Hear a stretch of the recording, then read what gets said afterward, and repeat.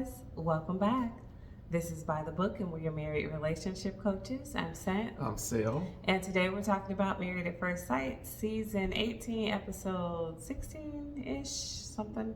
Round and about. Yeah, so this is, I guess, part 2 from the retreat, the couples retreat. 4 went in and 2 came out. Absolute mess, bunch of lies. I was looking to see if Michelle was going to swing on Madison. She didn't. So that was heavy disappointment. And I don't know. I mean, there's a couple of things to talk about, I guess, but this thing has gone all the way off the rails. Like, we all know Michelle was not into David. No. It frustrates me tremendously that he turned out to be this much of a whatever I want to call him, because it really did kind of let her off the hook in terms of her not trying. Now, nobody's going to really address that because he made the bigger fool of himself. Very true. By doing what he did. Yeah. Just being involved in this type of scandal is nonsense.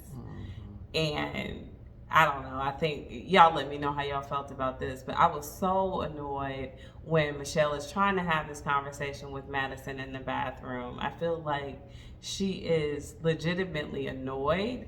Even if she wasn't hurt by the situation, I feel like you are justified in being annoyed for being lied to.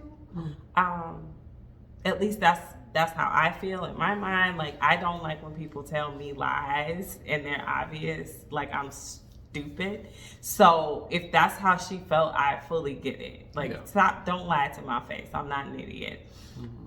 She's having this conversation. Madison is trying to play this role that she and David have cooked up at some point, and she's like, well, I like him, and here's David in the background, and I like her, and I could have thrown something at the table. I'm like, shut up. You know, I would have felt probably 10 times more angry if she actually liked him and cared about him, because I would know her feelings would be on the line too. So like, if this was a conversation that was being had with Alan, yeah, like, somebody wants to punch David. Yeah. He's doing the most. Yeah. They They leave. It screws up the whole vibe of the retreat. Everybody leaves. You know, it just was a mess. So I guess the big ticket thing is them sitting down and talking to the experts. And I'm going to ask you guys, I'm going to ask my husband, like, did they handle it even remotely okay? I didn't see much being done, but let me know your thoughts. Yeah. No, you know, we've said it once, we've said it 100 times. The experts are no experts at all. They kind of like put these people in a pressure cooker and turn up the heat. And then, of course, they just leave them.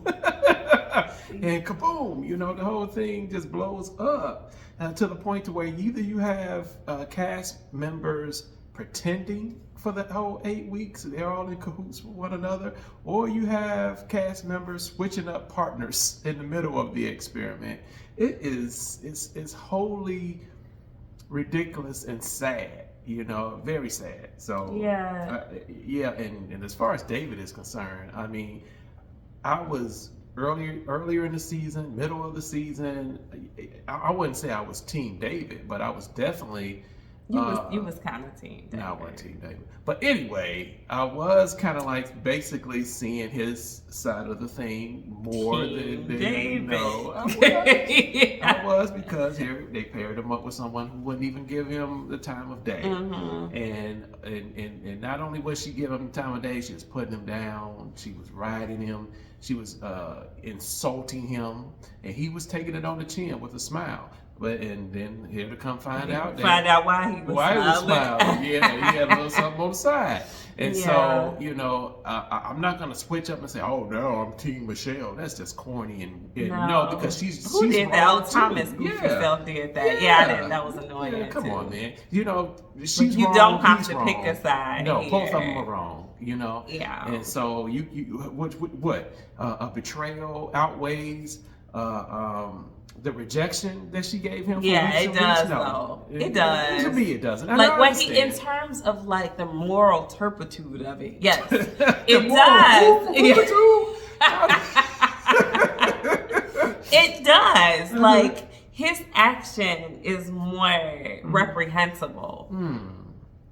In my opinion, you guys chime in wherever you see fit. His behavior is more reprehensible than hers was. She didn't like him. She stuck around. She kind of stuck it to him a little bit. I think she was rude, perhaps a bit insufferable, but he didn't have to suffer it, right? Like he could have been like, forget it. Yeah. He wasn't trapped here. She didn't lie to him.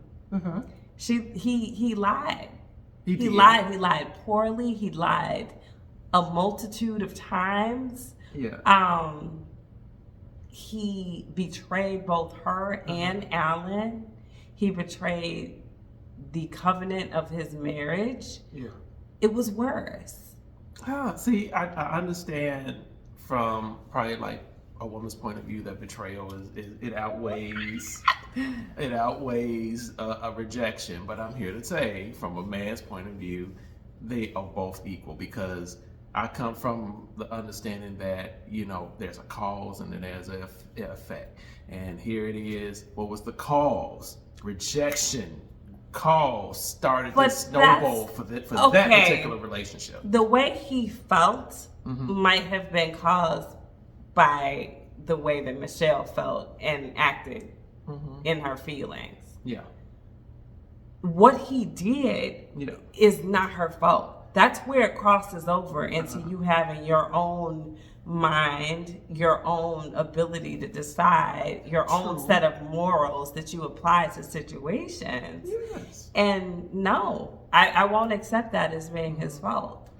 I won't. What is except what being his I'm fault? sorry, it's being her fault. I won't accept his actions, his behavior, his betrayal, whatever you want to label it as. I won't accept that as being Michelle's fault. Okay.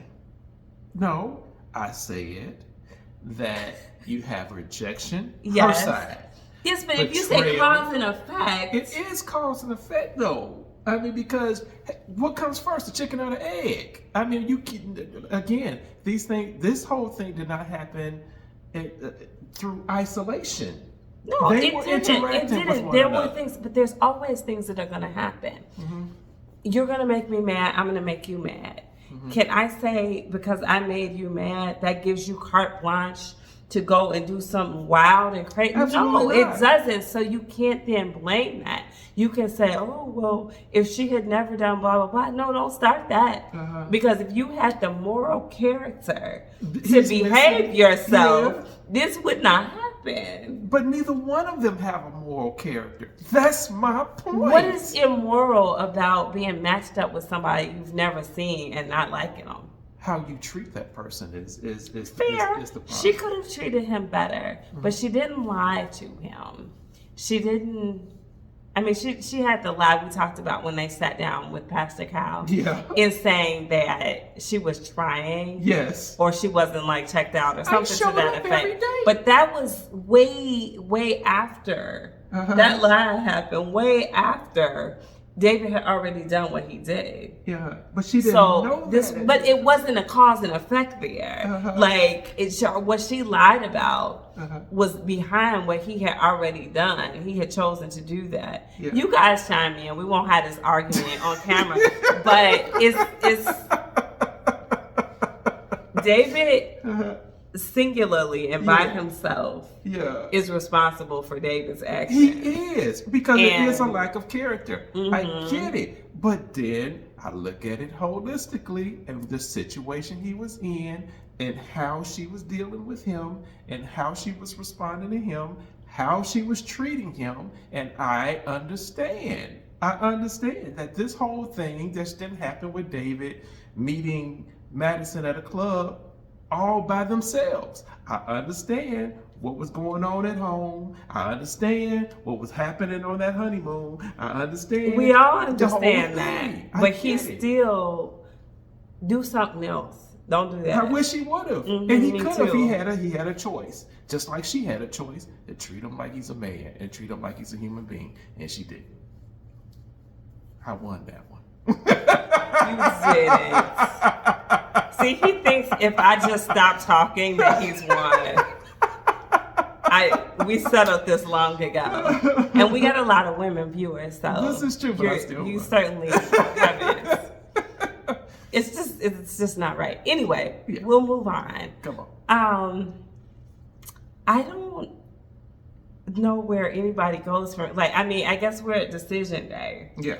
I guess we can talk about Camille and Thomas. I think they're gonna say yes. I don't see anything stopping them. So I guess the big drum roll is Carla and Juan. Yeah. Yes. And I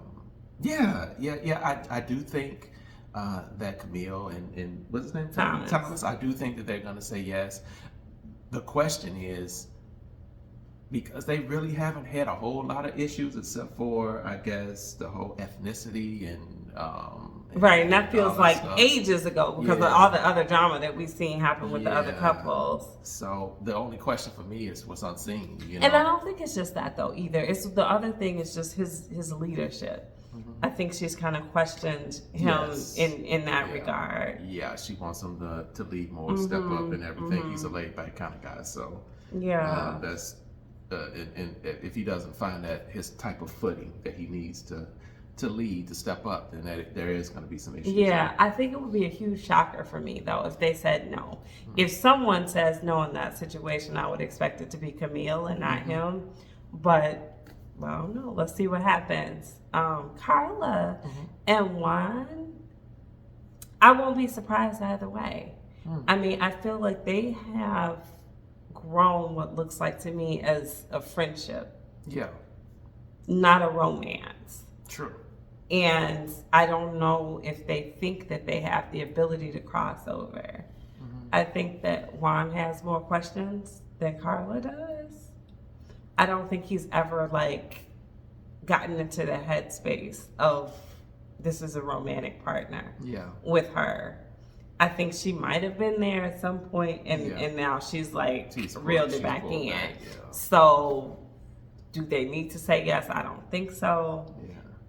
But it's anybody's guess. You guys let us know what you think. If you had to guess, if you just had to for the money, what would you say for Carla and Juan? It's a no. You think no? But in the back of my mind, I was like, they could be duping everybody. They could be.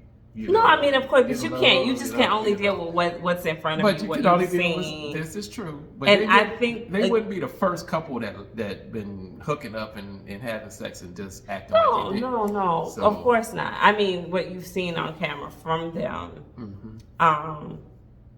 For me, honestly, I think it's Carla being kind of I don't know what you categorize this as. I'm not spoken enough to know, but the astrology, the energy, the crystals, all of that he mentioned, I think that is going to be what makes him say no.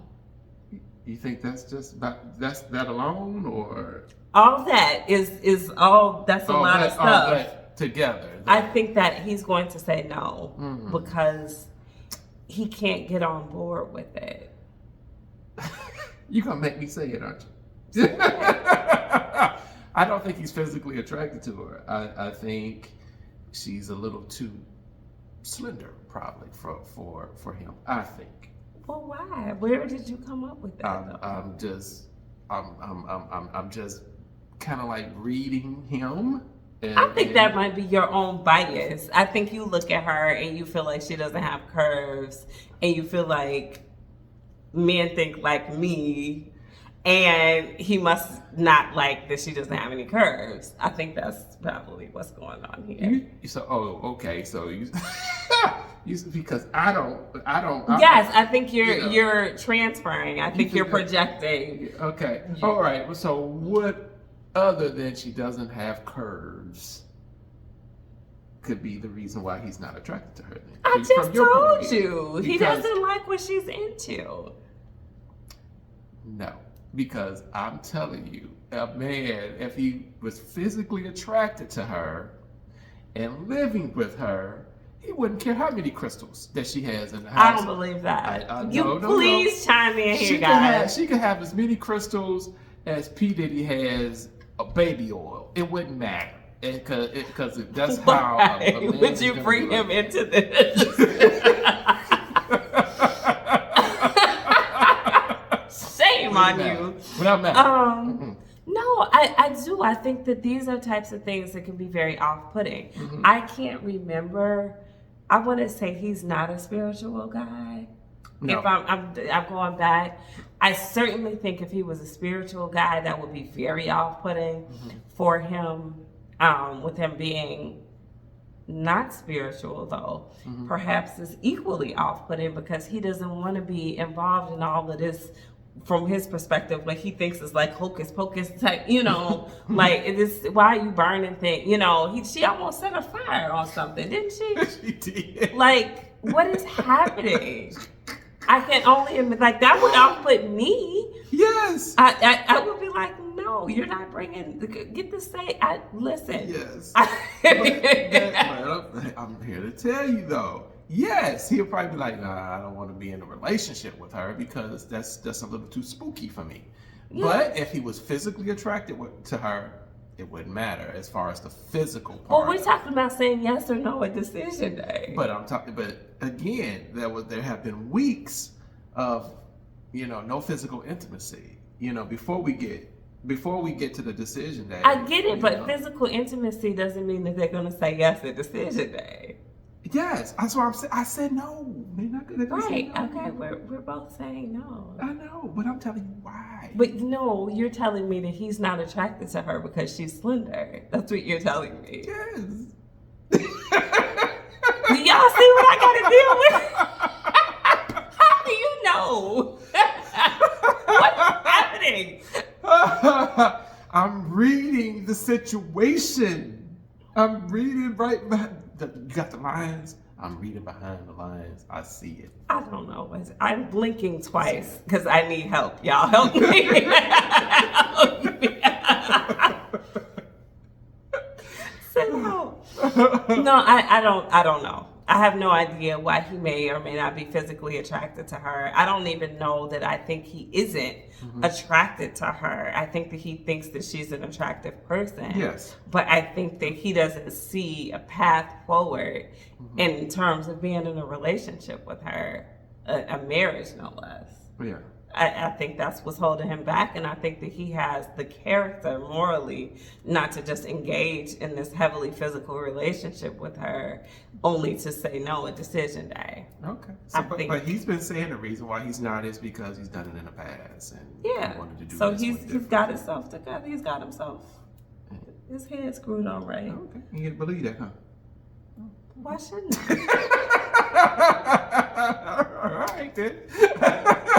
Oh my goodness. So anyway, the last thing that I want to talk about that I wanted to get into from the beginning is the experts' treatment of Madison and David. Yeah. And did they say enough? The only person I felt like who really truly tried to call them on the lies was Dr. Pia, but she touched on it and she let it go. Of course, they're denying having any physical intimacy, and she called it out flat out as a lie. And at this point, we can all kind of read David's body language, right? Like you can tell he's lying because he's given us like his MO in terms of when he's telling lies. If you didn't see it, watch it back. Watch his mannerisms when they ask him. He has this thing where he repeats the last thing that was said to him, and then he can't give eye contact, and he gives these very flat answers. And then his response, when there's any pushback, is, "Oh, you can believe whatever you want to believe." Like he has an actual pattern that he follows when he's telling lies. Nobody believes you. Yeah. But do we have the proof? No, we just see the side by side of when y'all were both coming in the evening or in the AM, actually. Yeah. after probably being involved. Yeah. It doesn't take an inspector to figure this out. Like, we get it. Yeah. Well, we had an inspector. Her name was Michelle. Okay, and that's the other thing. I'm glad you brought that up because Yeah. there's something fishy about this whole story. Y'all tell me again what y'all think about this theory because it just tied up too neatly in a bow. We have spent weeks with Michelle questioning this text message and putting on her inspector, her investigative hat, and she's then figured out who done it, you know. And I don't. Something of it reads a little bit scripted to me. That it would just so happen to pan out that this very, I don't know, questionable, non-provable suspicion that she had on the front end of this thing just happened to pan out to be exactly spot on. Yeah. I feel like she either knew something or the producers tipped her off to something. This was not just, I'm sorry, I don't believe this was just woman's intuition. She either knew some more or there was some level of scripting with this thing because maybe MAFS is losing ratings. I really don't know. But how convenient of it to tie up in a nice, neat little bow. Oh, after all, it was Madison the whole time. It felt like Scooby-Doo, you know? Like, here's the bandit right here. You know, I don't know. If maybe I'm being too, I don't know. Maybe I'm scrutinizing it too much. Yeah. Maybe I just don't think Michelle is that smart to figure this whole thing out. But I'm skeptical. Yeah. I really am skeptical as to how this just so happened to pan out to be exactly what she was suggesting. Yeah. It felt like I was watching the end of a series. Yeah. A whodunit. A fiction, and yeah. She basically walked you through everything. And, you know. This is how they did it. You know, one of those type numbers. And I do see what you're saying. It does seem a bit contrived, the way everything kind of panned out, the way she had already suspected it to be. Yeah, I get it. So yeah, I don't know. I don't know. The one thing, I guess, if it did happen away without any kind of like being tipped by the producers or anything, if it did happen and she put on her private investigator hat and she figured this whole thing out and then she set it up for them both to confess.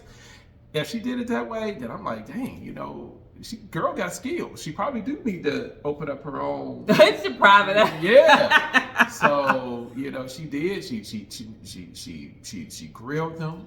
She gave them the questions, and she was using one person's statement against another person's statement. She got Madison to say, yeah, we text each other, and then show her the text. Ain't no text, you know. So I mean, the way she set them up and knocked them down, I have to give the girl credit. She do have skills, but on the flip side of that, I don't know. I don't know, but I do get your point.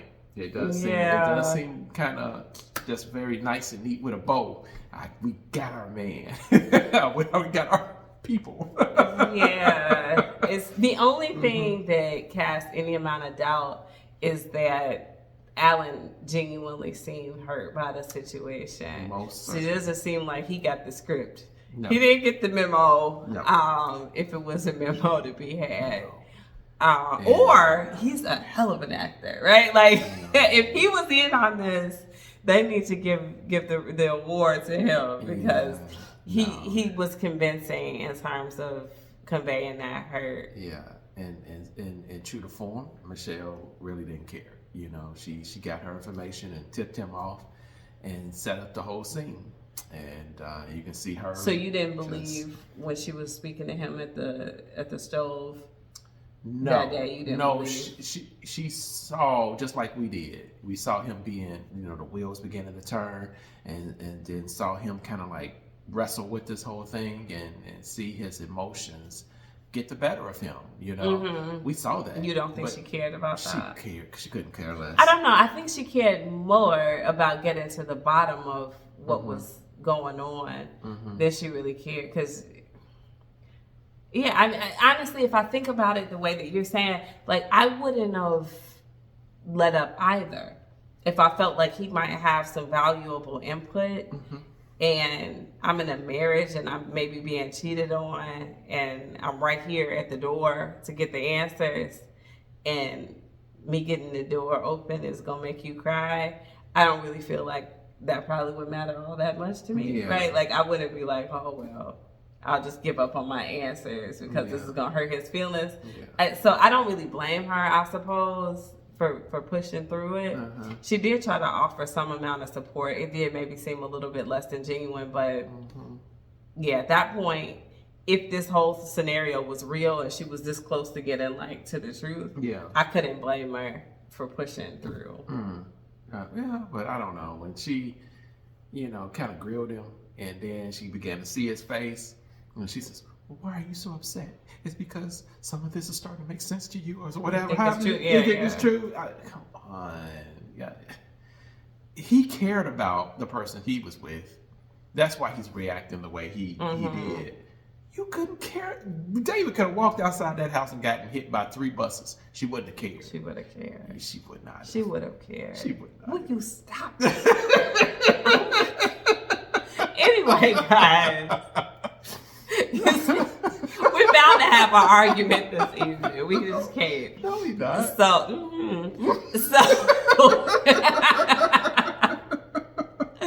I'm going to leave it at that. We got plenty to talk about. Please drop those comments because there's conversations to be had. If we can't have a good, smooth, clean season, we might as well talk about the mess. So hop in those comments. Let us know your thoughts. Like, share, subscribe, and we'll talk to you all soon. Bye.